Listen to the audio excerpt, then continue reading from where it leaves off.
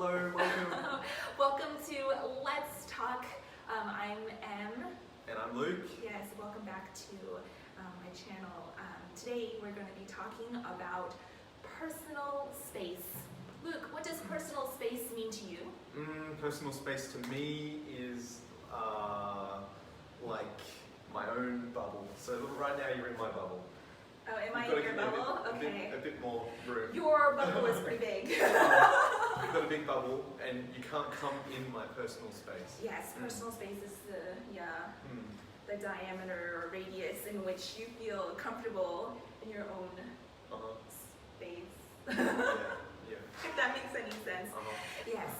Anyway, today why I'm talking about personal space is that I've been living in Korea for quite a while now, but I feel like in Korean culture, maybe in Asia in general, people don't understand personal space, or maybe their personal space bubble is very small. Have you experienced this yet? Yes, I have experienced. Okay, when? Yes. Tell us your story. Well, coming to Korea, I noticed it right away. Like, there's people everywhere. There's people close to me. There's people in front of me. People behind me. And yeah, it's just like okay, this is okay. I'm in Korea. This is fine. Right. But in comparison to Australia, like everyone's spread out. You've got a bit more personal space. So when I first came to Korea, it took me a little bit of time to adjust to that limited personal space, because whenever I turned around, I would hit someone. Right. Yeah. It's probably because you have a lot of muscles. You have too many muscles. The other day I went to the supermarket and I was waiting in line, and literally this older lady behind me was pushing up against my back. She was standing really close to my back, almost to where I could feel her breathe on my neck, down my neck. I felt really uncomfortable, so I turned around and I really did just stare at her for a while, but then I tried to just let it go, let it go. So I just stayed calm, and I'm just in my line, I'm still waiting. And mind you, there is a line in front of me too. It's not just I'm leaving a huge space in front of me, where I could just scoot up.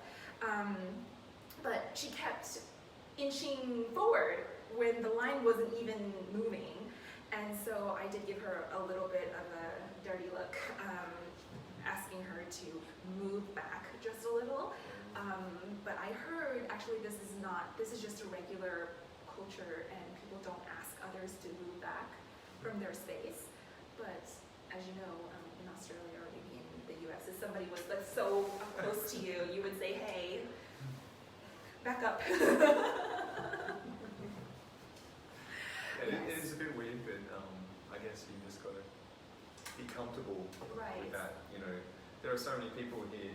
Everyone's got to try and coordinate around. The land is much smaller, I guess, but still this close to your face. I don't know if I need to know what you had for breakfast, lunch, and dinner. Right? Let's talk about eating etiquette. Yes. What's the eating etiquette like in Australia?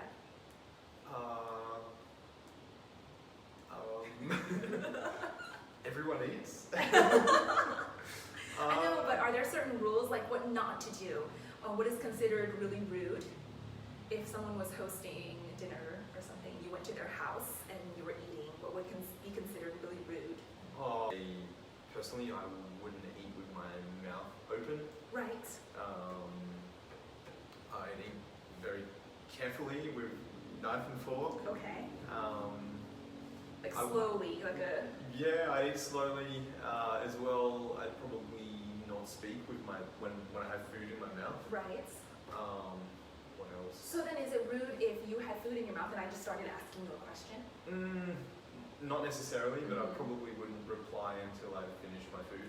Oh, so would you do the wait a minute signal, like wait a minute? I'd just be like, I'm eating. Yeah. I guess it's similar in the U.S., we do have other little things like for example, don't put your elbows on the table when you're eating. It's considered rude. So we always tell kids, hey, keep your elbows off the table. We teach, we're taught this since we were very young, especially when you're like chewing gum. Don't chew with your mouth open or smack your gum. Food noise is also a big thing. I think in America, if we make a lot of noise when we're chewing or like swallowing, like drinking soup or slurping food, like we don't do that with like, do you do that like when you're eating noodles? Do you slurp up the noodles like, you know what I mean? Like suck it in. If I was eating by myself, maybe, but around other people. Right, because it's part of the eating etiquette, right? Yeah, like that's right. you know not to.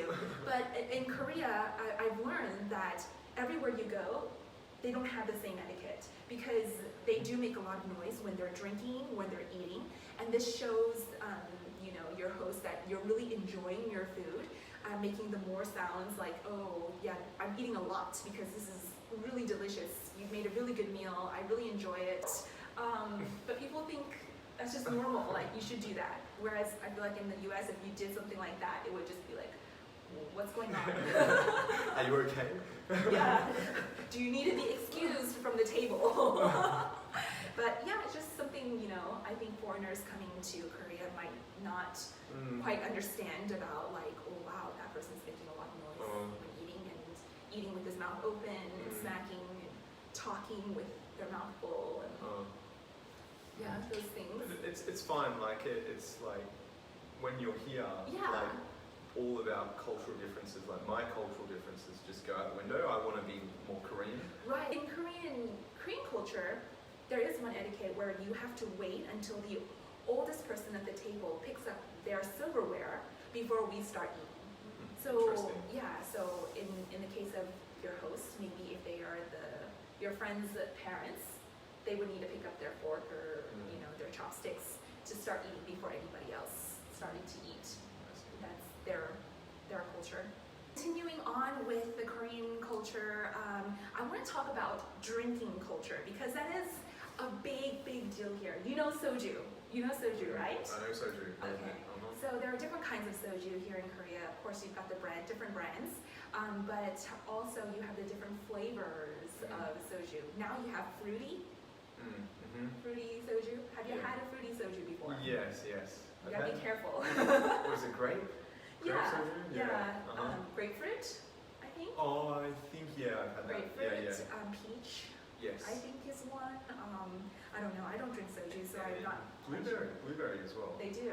Okay. Yeah. So what is the drinking culture like in Australia? Like when do you guys drink? I don't really drink at all. Okay. Yeah, but I guess you've for health reasons, or you just don't like it? For health reasons. Okay. I do like working out and stuff like that. Right. So in Australia I didn't drink at all. But Korea I've had my fair share, just to experience the culture and whatnot. But in Australia I'd say just your usual special occasions. You've got Christmas, you've got Easter, you've got birthdays. Right. I ask about the drinking culture in Australia because as I've noticed in Korea, the drinking culture is so big here. They drink every night. And because places are open through the midnight hours, even if you go out like at 1 a.m. in the morning, you'll see restaurants or pubs still open, still vibrant. And it's, young people, old people, it doesn't matter. Your drinking age, they're out there drinking. And it doesn't matter the weekday or the weeknight, if it's a school night or if you have to work in the morning, they don't care. They're used to this. They're like, yeah, let's go.